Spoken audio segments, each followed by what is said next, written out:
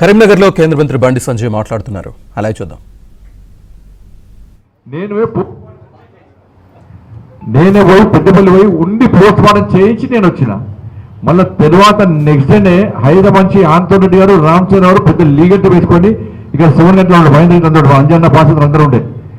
దాదాపు 3 పర్సనల్ మాట్లాడి వాళ్ళ కుటుంబాన్ని కలిసి, మంత్రిని పోయి వాళ్ళ కుటుంబాన్ని కలిసి ఒక మనోజాన్ని కల్పించి అడ్వకేట్స్ కుటుంబాన్ని ఎవరైతే మర్డర్ చేసారో వాళ్ళని క్షమించే ప్రసక్తి లేని చెప్పి ఆ కేసు మొత్తం డీల్ చేసింది నేను.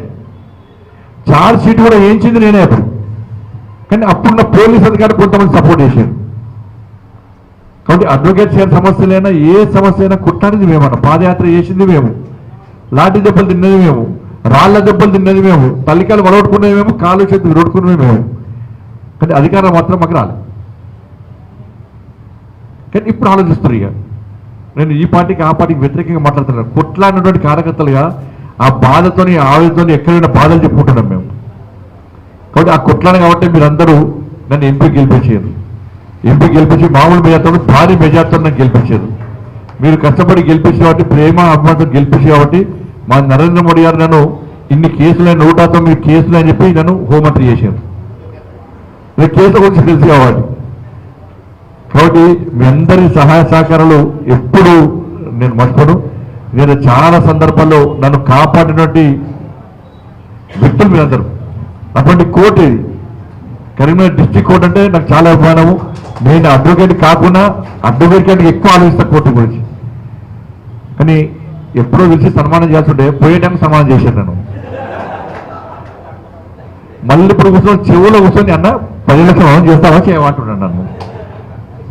తప్పకుండా అంటే ఇంకా కొత్త యువ న్యాయవాదులు వస్తుంది కాబట్టి వాళ్ళు కూడా చట్టపరంగా న్యాయపరంగా అన్ని విషయాలు తెలుసు కాబట్టి మనం ఆల్రెడీ స్మార్ట్ సిటీ కింద మన సునీల్ రావు గారు అప్పుడు స్మార్ట్ సిటీ కింద 10 కోట్ల రూపాయలతో డిజిటల్ లైబ్రరీ దాని లేకుండా కూడా సునీల్ రావు గారు మేరీగా ఉన్నప్పుడు కరీంనగర్ ప్రజలకు అందరికీ ఉపయోగపడుతుందని భావించి ఆ 10 కోట్ల రూపాయలతో స్మార్ట్ సిటీ స్కీమ్లో డిజిటల్ లైబ్రరీ ఏర్పడేది పెద్ద సునీల్ రావు గారికి.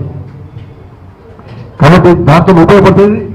కాబట్టి అడ్వకేట్స్కి సపరేట్ ఉండాలి కాబట్టి తప్పకుండా నేను 15 లక్షల రూపాయలు మళ్ళీ పక్కా ఇస్తా, డిజిటల్ లైబ్రరీకి సహకరిస్తా.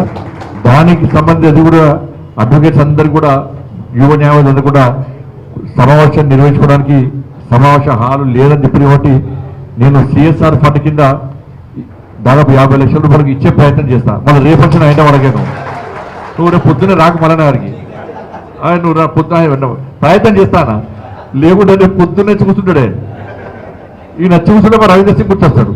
అప్పుడు వసూలు చేస్తాడు కదా, అట్లా పొద్దున్న వేసి మళ్ళీ కూర్చుంటాడు. ఇక